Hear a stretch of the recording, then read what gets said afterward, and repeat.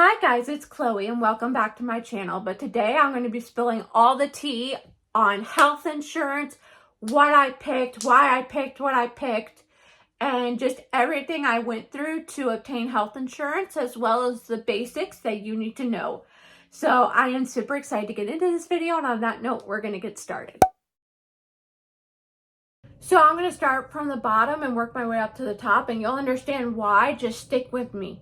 So the first one is Medicaid, and Medicaid is for people that are blind, disabled, or low income, or on any type of Social Security. What they mean by low income is you have to make $2,000 or less a month. Now, I've never been through this myself, but if you're disabled and you are on Medicaid, but then you go for a job and you're making more than $2,000 but still need your Medicaid, then there's a waiver form that you can sign that'll allow you to keep it. But again, I've never done that, so I don't know what the process is or how it works. The second one is Medicare. So with Medicare, basically with that one, you have to be disabled or elderly and have any type of Social Security for 2 years at the very least. This next one, I could not go through. However, a lot of my spina bifida baddies that are around my age or older went this route. But again, I couldn't go through it. The Veterans Administration. And you may be thinking, huh? But allow me to explain. So for starters, I'm going to yeet an article into the description if you guys want to read more on it, because I'm just going to do a basic brush through. But basically, what ended up happening was during the Vietnam War, the U.S. used a chemical called Agent Orange to kill off the Vietnamese, and a U.S. researcher researched and tested Agent Orange and found that if anybody ingested it or came in contact with it, then their babies, future babies, would have spina bifida or a similar neural tube defect. Basically, the article was published about the study, and the U.S. and Vietnam stopped using Agent Orange, and the Veterans Administration made a health insurance for any parent that served during the Vietnam War and ended up having a baby with spina bifida. Now, even though we've come far as technological advances, there is no way to prove that if a parent served in the war and their baby got spina bifida, that they got it because the parents ingested or came in contact with Agent Orange during the war. So therefore, as long as the parent proves that they were in the war, then the kid automatically gets benefits for life. And then next is private insurance. So with private insurance, there's basically with private health insurance, there's a couple different types, but I'm only going to get into two today, and that's HMO and PPO. So HMO basically only allows you to see doctors in the state that you're living in, unless if you are out of town and there's an emergency. So like for instance, let's say you went out of town to the beach and you stubbed your toe and had to go to the hospital to get it stitched up, then they would cover that. But let's say you're out of town, you realize that there's a great doctor out that way that can treat your condition and you want to go see them, they're not going to cover that. With PPO, you're allowed to see any doctor, even if it's out of state, as long as they're in network. And with both of these, if somebody's out of network, you can super bill for your appointment, and ultimately health insurance will make the decision as to whether or not they want to cover it. Now I'm going to get into my story. So basically, once you're born, you're attached onto your parents' health insurance, blah, blah, blah. However, in the state of Georgia, once you turn 26, you have to get kicked off your parents' health insurance. If you are disabled and your parent still works, with some health insurances, not all, you can attach yourself as a disabled dependent on their insurance. That's what we did when I turned 26. Then my dad passed away in 2022, and we ultimately decided to COBRA our insurance. And basically, short and short, what COBRA is it allows you to continue the insurance. Now, if you lost your job, then you're only allowed to COBRA for 18 months. However, if the primary insurance holder passes away and you were a dependent on their insurance, then you were allowed to be on there for either 32 or 36 months. First off, I want to say that I had to charge the transmitter, so I had to put my mics away, so I apologize if the sound quality isn't as great. But I do want to say that during this time while I was COBRAing my insurance, I applied for Social Security and became eligible for Medicaid. So I had both.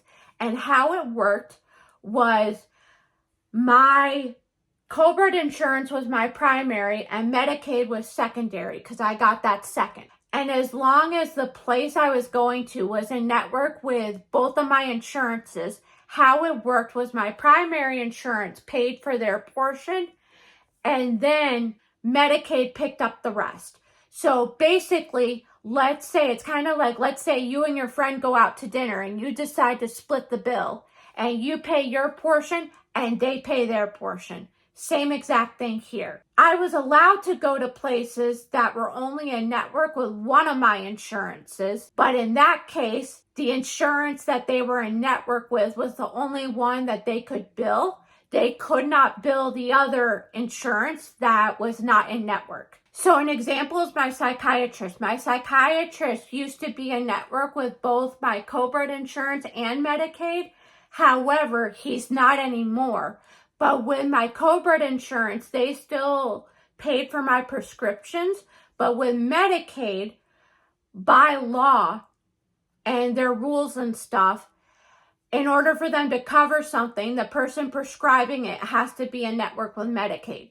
So what I did was, and I'm going to yeet these templates in the description, so I'm not going to list them out separately. There's going to be a link to my Google Drive and you can just click that and it'll take you right to them. But I made two. Number one is I made a list of all of my doctors. I wrote down the potential health insurances that I wanted. I put a check next to whatever they were in network with. And then number two is I also wrote down any tests or procedures, doctors, etc. that I see. Because that way, when I spoke to an agent, they could help me out. After this, I ended up looking at health insurances. I was originally going to attach myself as a disabled dependent again on my mom's insurance, but I was not allowed to do that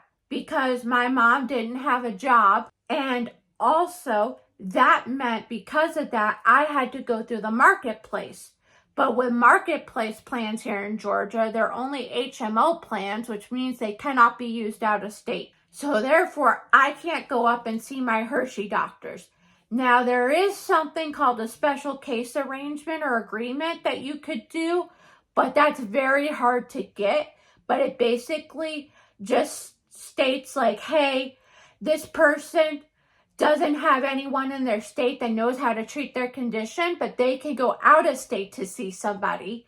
And it's a long process. I just haven't been getting anywhere with it. I then ended up afterwards looking on the marketplace and I was just comparing plans and looking at different plans. So I was looking at and comparing different plans. So there are 3 different types with most insurances. There's bronze, silver, and gold. So with the bronze, you pay a little less each month as far as your monthly premium, which is how much you pay every month. It's a set amount. And you pay more for your medical care. So doctor's visits, hospital visits, medications, etc. Whereas silver is kind of like a median, where, you'll pay a little bit more every month and therefore health insurance will pay a little bit more every month.